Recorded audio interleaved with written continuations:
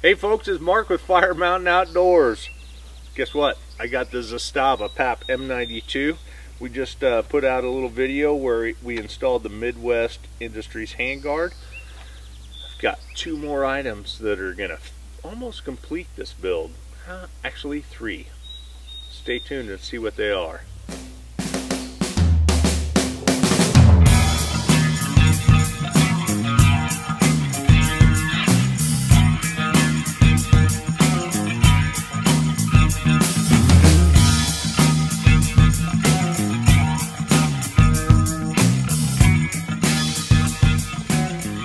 So the Midwest Industries top rail,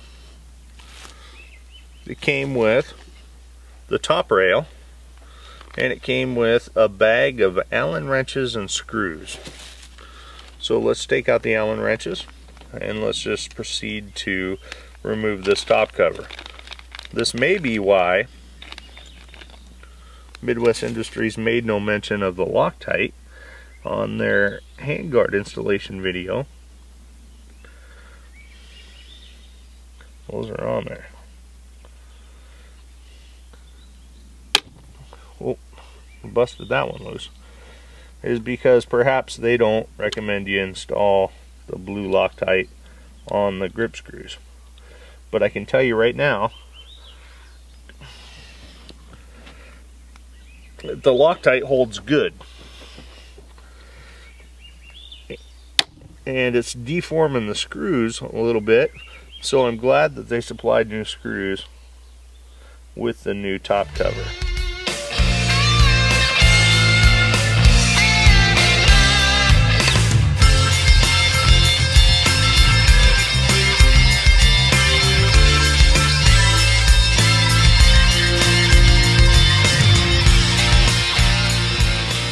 So I've removed the top rail from the Midwest Industries handguard.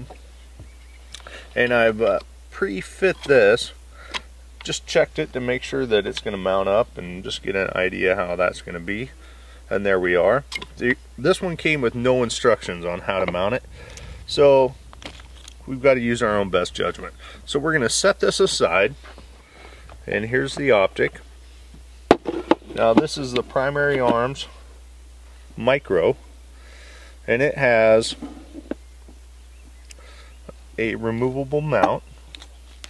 Well, I wish I had that on video, folks, because believe it or not, so I got the grab bag of fun right here of just a Craftsman bag of loose Allens, and the first one that I reached in actually fit, and I'm just really kind of shocked. So I'm taking the mount off of the primary arms.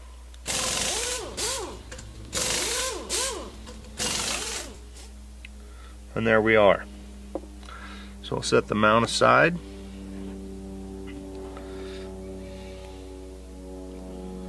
And then I'm going to verify my orientation. We're going to see how the holes line up. Wow. Look at there. Guess what, folks? These ones line up just right. So we're going to nestle this right here. So I'm going to take this Torx screw,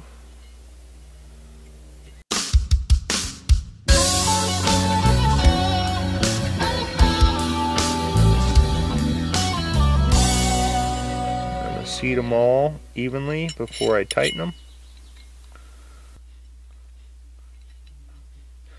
So we've got a short-armed wrench. If we were going to put some torque on these, there's no, once again, this came with no instructions, so there's no torque specs. But as always, it's a tight enough deal. The trick is knowing when's tight enough.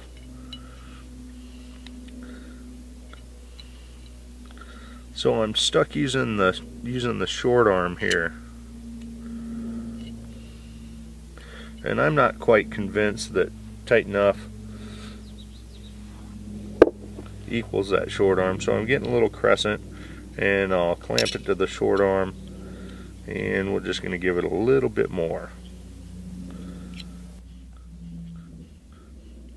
Alright, so now we're going to mount this to the weapon. Just like that. Once again, I'm going to avoid the Loctite this time. We're just going to tighten it up.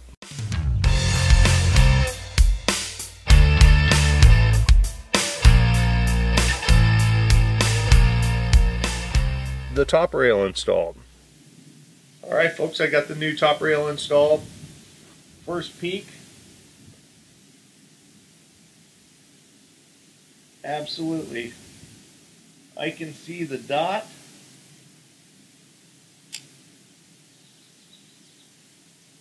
I can see the top of the front sight post in the very bottom of the corner, and in both the 200 and the 400 yard deal. So if my optic failed, then I have a reference, a co-witness reference in both the top and the bottom. And this is with the primary arms. The primary arms has the emitter down at the bottom, and it takes up some spots, some space. I don't know about the Aimpoint.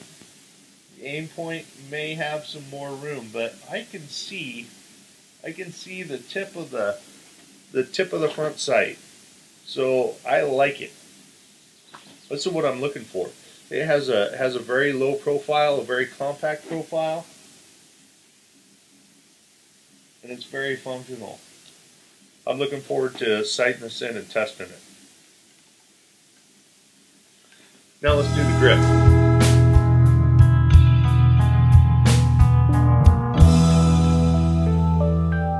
Alright folks, let's take this grip off of here.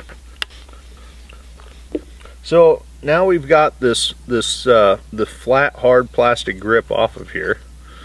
You can get a closer look at it. You can see that it is what it is. It also gives me a chance to show you. I just put a little couple spot welds right here that tie this SB47 stabilizing brace directly to the receiver, and the intent there was this stabilizing brace is just attached by a friction grip between the grip itself and that's all that holds it on. And because I mounted the sling to this, I didn't want to be riding down the trail on my motorcycle and just be left with the stabilizing brace and have this left in the trail. So I put a couple of welds in there just to hold that on. A person could drill it and tap it, but frankly, after all the hassle I did with the rail, I didn't want to mess with drilling or tapping anything on this machine because it's harder than the hubs of hell. We're going to install this Hogue grip on here, and this is twofold. The reason that I'm installing the grip, it's kind of like your car, folks. If you can improve the ergos of wherever you sit, anything that you touch, a car or a motorcycle, if you can improve your grips or the handlebars or the seat or anything that your body actually contacts, then you can make the machine much more comfortable just with a few modifications. And so I've been a big fan of Hogue grips.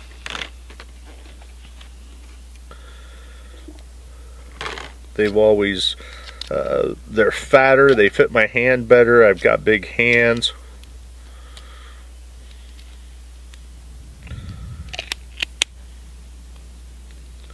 It's much nicer. Alright, so we're gonna, I don't have the tape trick. I'm gonna do trick number 2, which is actually starting the screw first, and then we're gonna set this in here.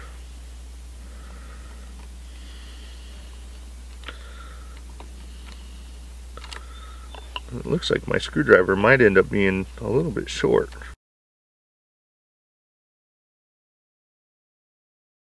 We're starting to tighten up here. So this is Hogue's battery storage system here. It has 3 different plates here, and you can configure it to carry 4 CR123 batteries, which is what we use on this primary arms weapon. or you can carry a couple of C123s and a couple of CR232s. What do they call them? Yeah, 2032s. Or you can use a couple of AA's. So this little package is kind of cool. My intent is to put a couple of 2032 batteries in here, and I might stick a couple of AA's. I think 2 backup batteries is plenty. I didn't bring any with me, but we stick that in here, and they actually have this design so that it uses a cartridge for installation. So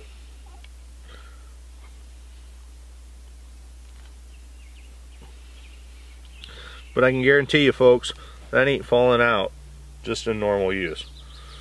So let's see how this thing feels in the hand. Initial impressions, I really like this Hogue grip. Frankly, I've had some issues with the Hogue grips on the AR-15 with the in a pistol fashion because they're too steep. They sweep back too much, and as you short couple yourself like this, your wrist wants to go more upright instead of like your traditional blade style. So, but this grip fits my hand really nice, and I love the feel and the texture. It's really grippy. I really like this. This improves the ergos of this weapon. It really changes the nature and the feel of it. I really like it. The Midwest Industries Handguard, the top rail for the optics mount. I really like it how it's down low and it's compact. When I look through it, I retain my cheek weld to see the dot. If the optic fails, I can co-witness the sights through the very bottom of it. It's functional that way. What I've done is, because my sights are sighted in, I've just moved the dot to my front sight as it was zeroed, and we're just going to shoot it that way. It's not truly sighted in. I'm going to take the time later to do that. And the last mod that we're doing is this Pro Mag 20 round magazine. Now I'll be frank folks, I've got hosed by Pro Mags in the past, so when I heard the name, I kind of cringed a little bit because I got bit, and I can't remember which weapon or what it was, but I remember buying some Pro Mags in the past and really wishing I had my money back and probably just throwing them away.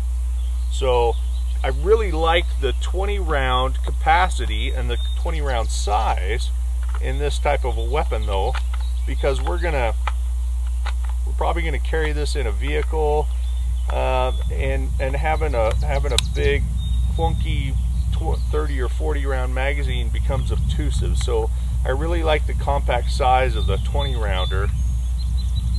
So I haven't fired this yet. I haven't ran anything through this magazine, nor have I sighted it in. We're just going to do a function test right now.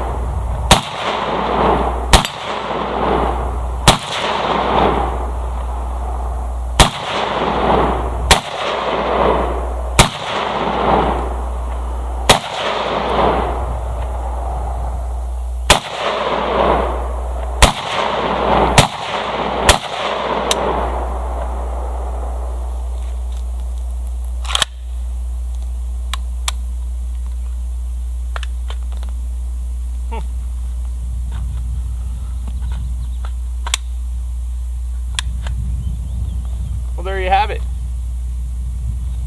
I think I'm really happy with this platform as it evolved. big endorsement on the Hogue grip. I think that was well spent money right there. I really like how the Optic sits. I think this is a sweet package right here, folks. I like it. Hey, thanks for coming along the journey with me, and as always, like and click that subscribe button.